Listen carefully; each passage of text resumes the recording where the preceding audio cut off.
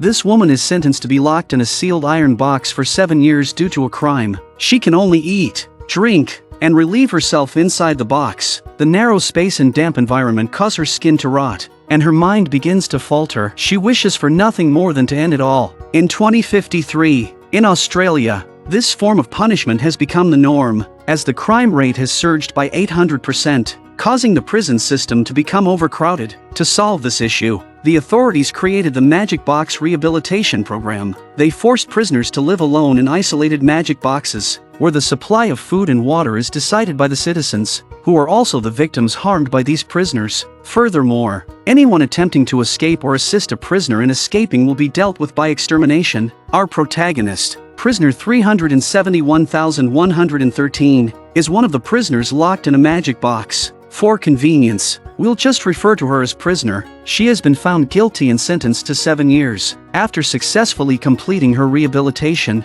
the prisoner will be allowed to regain her citizenship and return to the city. She desperately bangs on the box and screams that she is innocent, but no one can hear her cries. Prisoner's magic box is placed by the sea, and the air inside is extremely damp, with bacteria constantly growing. The next morning, prisoner wakes up from hunger. The food gate opens with a beep, and prisoner eagerly extends her bowl, waiting, but no citizen arrives to provide her with food. Undeterred, prisoner starts searching around, hoping to find a way to escape the magic box, but the entire top of the box is covered with electrified iron spikes. Prisoner can only turn and feel the wall, but other than the electric current, she finds no seams or openings. Time passes slowly. Prisoner is hungry, thirsty, and exhausted. She can only lie on the floor to conserve her strength. Not far away, another woman is locked in a similar magic box. She has forgotten how long she has been imprisoned. The woman's skin has rotted from the dampness, and her dilated pupils reveal madness. She cannot stand this life any longer.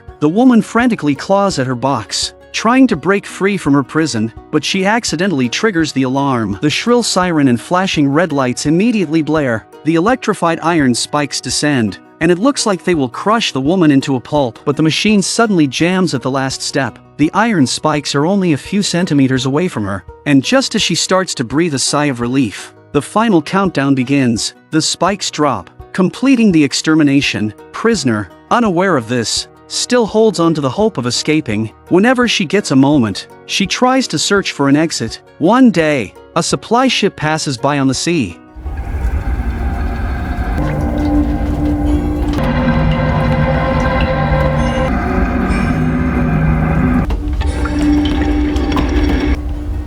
How long? And then a girl dressed in white approaches. She offers prisoner water and food, but always with an air of superiority. In the girl's mind, she has life and death control over these prisoners. After the girl leaves, the only feeding slot closes. Prisoner doesn't understand the point of continuing to live this way. She wants to end this painful existence.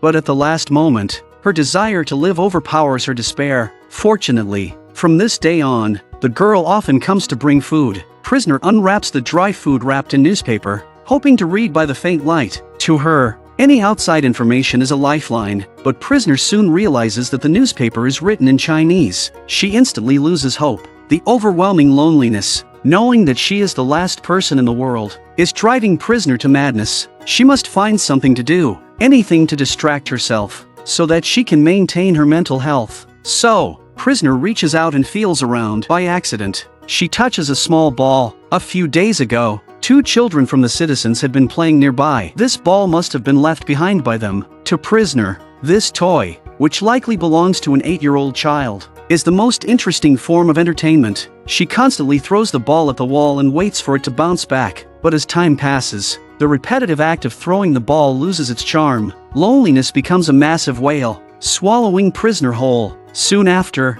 the drone moves the magic box to the forest, and the familiar sound of the waves is replaced by the sound of insects. A girl in a blue dress approaches prisoner through the feeding slot. The two chat. The naive girl talks about Shakespeare and asks if prisoner has read Romeo and Juliet. Prisoner responds that she hasn't been allowed to read any books during her imprisonment. The girl in the blue dress finds this rule unreasonable. If they want to truly rehabilitate the prisoners, how can they not allow them to read?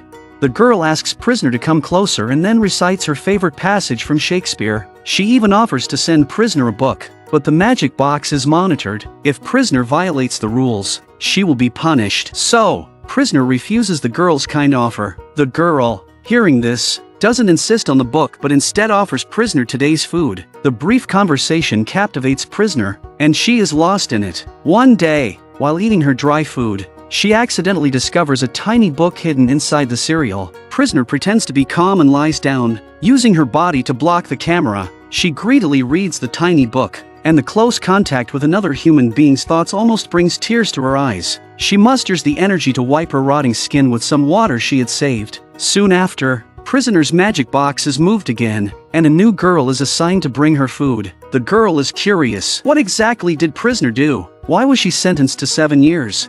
Usually, such long sentences are given to political prisoners. Prisoner doesn't answer. Instead, she changes the subject and says, "I have a sister, about your age. She used to be a citizen too." From this, it's clear that both sisters have ended up as prisoners. Although prisoner has been moved to a new place, she hides the tiny book in a crack, pulling it out from time to time to read in secret. Thanks to the story of Romeo and Juliet, her days have become slightly more bearable.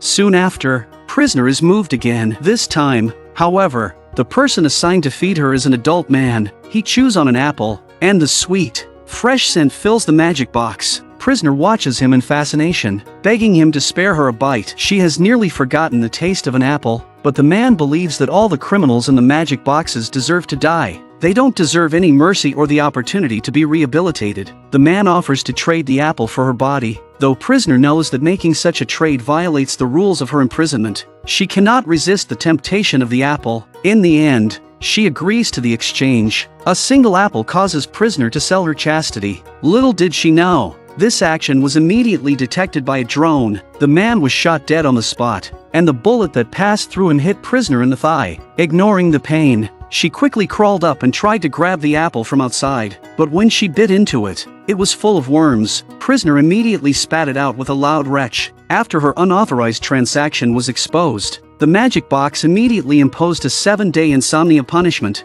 warning prisoner that if there was any further violation, the extermination protocol would be activated. The so-called insomnia punishment meant that whenever prisoner tried to close her eyes, the alarm on the box would blare loudly, waking her up from any attempt at sleep. At first, enduring this for a day or two was bearable, but who could last a full week without sleep?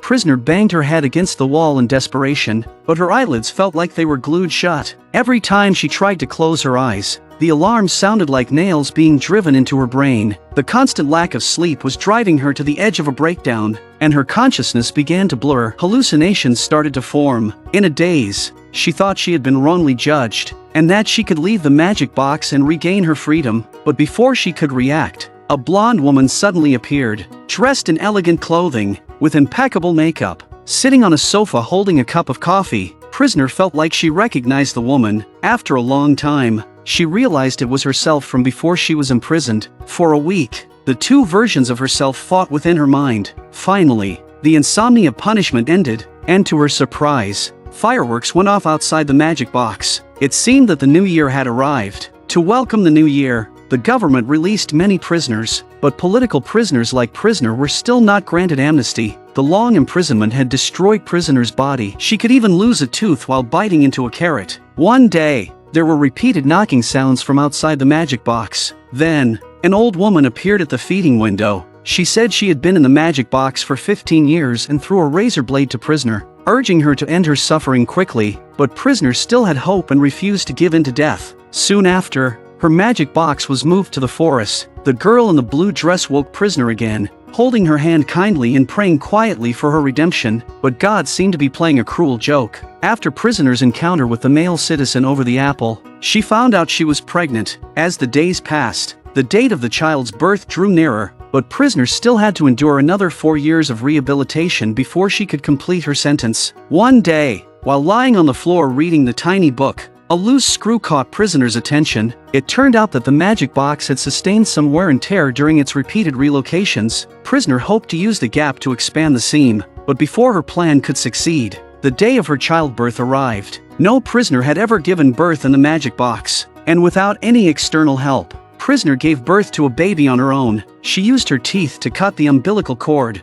then cradled the child and fell into an exhausted sleep. It was unclear how much time passed before the alarm blared, and a cold mechanical voice announced that prisoner had violated the rules by giving birth. The system would impose the corresponding punishment. Soon after, the magic box released a large amount of sleeping gas. Prisoner inhaled it and fell unconscious. When she woke up, the child was gone. In her agony, prisoner screamed at the surveillance camera, demanding that the magic box return her child, but no one responded to her cries. Another problem emerged because the magic box was so close to the sea. When the tide came in, the seawater would flood into the box. Hungry, prisoner reached out, hoping to grab some food from the sea, but just then, the feeding slot suddenly closed, trapping her arm inside. The gate kept malfunctioning. Prisoner grabbed the food bowl and tried to wedge it into the slot, but the gap was too small for the bowl to fit. In a moment of crisis, prisoner quickly removed her outer clothing and managed to free her arm. Since the citizen responsible for feeding her hadn't appeared yet, prisoner had no choice but to catch insects to eat. At least they were a good source of protein. Later that night, prisoner was woken by the rising water. The endless sea water leaked into the magic box, slowly rising over her legs and chest.